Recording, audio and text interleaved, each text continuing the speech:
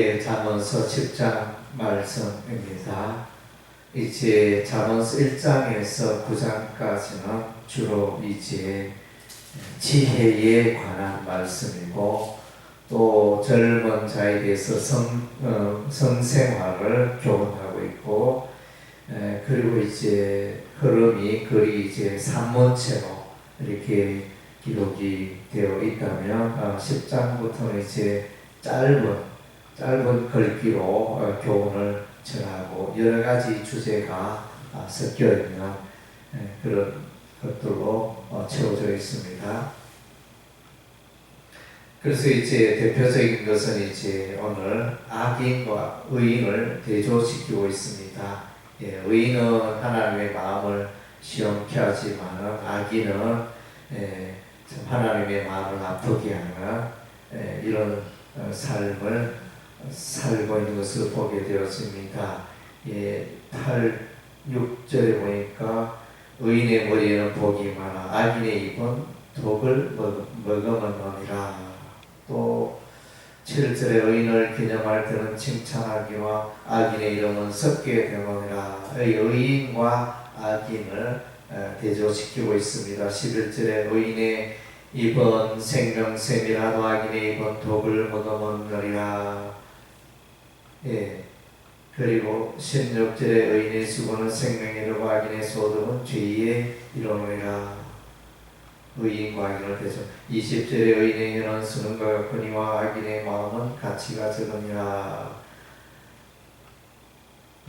의인과 악인을 계속 대조시키고 있습니다. 24절에도 악인에게는 그의 두려워하는 것이 임하거니와 의인은 그 원하는 것이 이루어진다 말씀하고, 또 28절에 의인의 소망은 즐거움을 이루어도 악인의 소망은 끊어진다.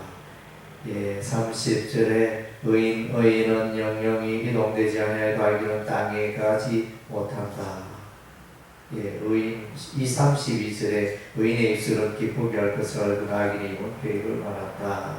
그래서 이제 의인은 부정적이고, 의인은 긍정적이고 하나님께 칭찬받지만, 악인은 부정적이고 멸망에 이르고 가치가 없는 인생을 말합니다. 의인은 가치 있는 인생을 살게 되어집니다. 그래서 의인은 우리 하나님 인정하시나 악인은 우리 하나님께 인정받지 못하고 버림받는 이제 인생입니다. 그래서 의인과 악인의 기준은 여호와 하나님을 경외하는 자는 의인이요 여호와 하나님을 경외하지 아니하는 자는 우리 하나님의 여호와 하나님을 멸시하는 자는 이제 악인인 것입니다. 그래서 또 여호와 하나님의 말씀을 붙들고 신뢰하고 살아가는 자는 의인이지만, 여호와 하나님의 말씀 그 지혜를 버리고 자기 생각대로 탐욕대로 살아가는 자는 악인이 되어지는 것입니다. 오늘 이제 또 의인과 악인을 이렇게 대조시키면서 이제 강조하는 주제가 있는데, 그것은 이제 그 말사용입니다. 말사용. 지혜의 대표적인 표현이 말이죠.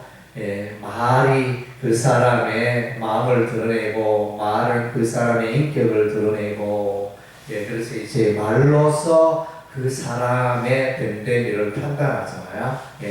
그래서 이제 먼저 여러 가지 주제 가운데 이 언어의 사용에 대해서 이제 강조해 주고 있습니다. 11절에 보니까 의인의 입은 생명의 샘이라도 악인의 입은 독을 먹으리라. 악은 이제 입만 열면 남을 비난하고 남의 약점을 말하고 남을 부정적으로 말하고, 그래서 다른 사람들에게 상처를 입히고 피해를 입히고 고통을 주는 그런 표현을 절벽하는 자가 악인입니다. 의인은 이제 긍정적인 말, 희망의 말, 소망의 말, 격려의 말, 소망의 말, 이런 이제 표현을 하는 자가 의인이 되어집니다.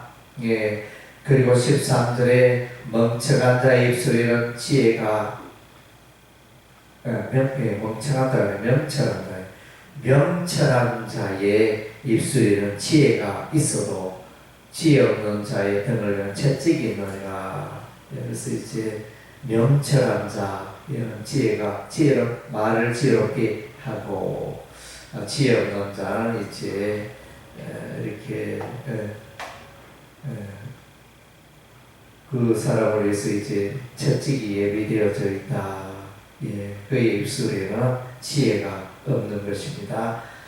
14절에 보면 지혜로운 자는 지식을 간직하나 미련한 자의 입은 멸망에 가깝다. 예, 입술에 그 입술을 사용해 이제 그 결과들을 보여주고 있습니다. 18절에 미움을 감추는 자는 거짓된 입술을 가진 자여 중상하는 자는 미련한 자니라.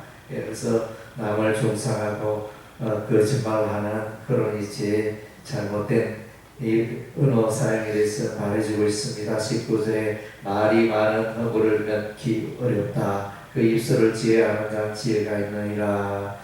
그래서 말은 이제 많이 할수록 오히려 이제 약점이 잡히고 싶고 자신의 허물이 드러나고 사람들에게 책 잡히는 그런 경향이 있습니다. 그래서 이제 일단 입을 좀 닫으며, 그래서 이제 말은 자신의 생각이 마음이 드러나기 때문에 좀 입술을 제어하면 자신의 약점이나 허물이나 부정적인 생각, 다른 사람들에게 비판받을 그런 것들이 이제 절제가 되겠죠.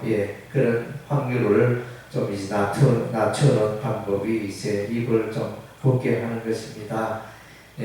그래서 이제 저도 개인적으로 이렇게 보면 이제 밥상에서 말을 좀 줄여야 되는데 짧다 맵다 뭐 이런 식으로 이제 표현하면 돌아오는 게 엄청 불편합니다. 오히려 말을 안 하는 게 유익하다 이런 생각할 때가 너무 많습니다.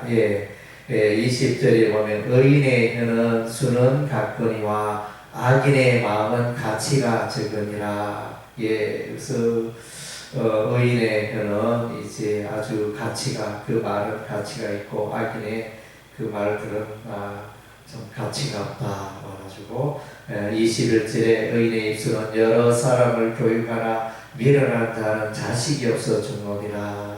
그래서 의인은 많은 사람을 유익하고 가르치고 이렇게 하지 마라. 미련한 자는 지식이 없어 죽습니다.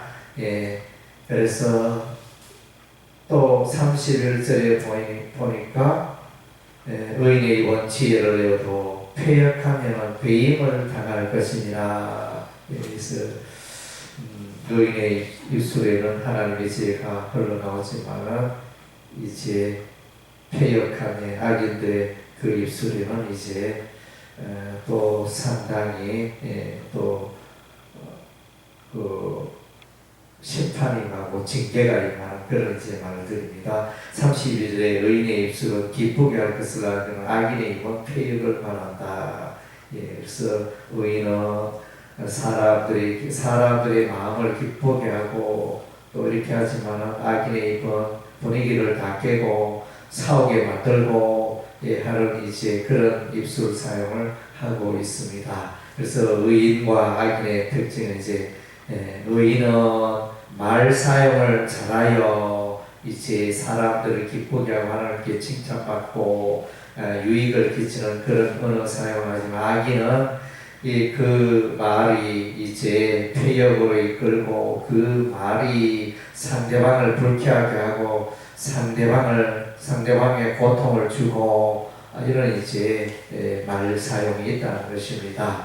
그래서 우리의 삶을 돌아오면서 나는 나의 말은 상대방에게 희망을 주고 유익을 가하는 그런 말 사용인가, 아니면 내 입만 열면 상대방이 이렇게 두려워하고 상대방이 싫어하고 미워하는 마음을 일으키는 그런 말 사용인가, 우리의 삶을 돌아볼 필요가 있습니다. 의인의 특징은 이 말 사용을 지혜롭게 잘하여 덕을 끼치고 사랑의 말을 하는 이런 자인 것입니다.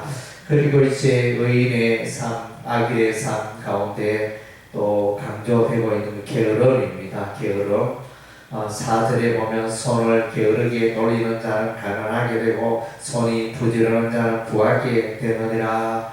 또 26절에 게으른 자는 그 부리는 사람에게 마치 이에 식초 같고 눈에 연기 같으니라. 예, 게으름. 이 게으름 우리 하나님 기뻐하지 않는 것입니다. 악인은 게으르게 살지만은 이제 의인은 부지런하게 사는 그런 특징이 있습니다. 악인이라 해서 다 게으른 것은 아니지만은 이제 그러나 악인의 부지런함은 이제 유익이 적습니다. 의인의 특징 가운데 하나는 이제 어느 사역을 잘하고 부지런하고 성실하게 인생을 살아가는 자가 이제 의인의 특징인 것입니다. 오늘 이제 많은 교훈들을 우리에게 전하고 있는데 우리의 언어 사역과 또 나는 살아가는데 게으르지 아니한가 우리의 삶을 돌아보는 시간 되기를 바랍니다. 기도하겠습니다.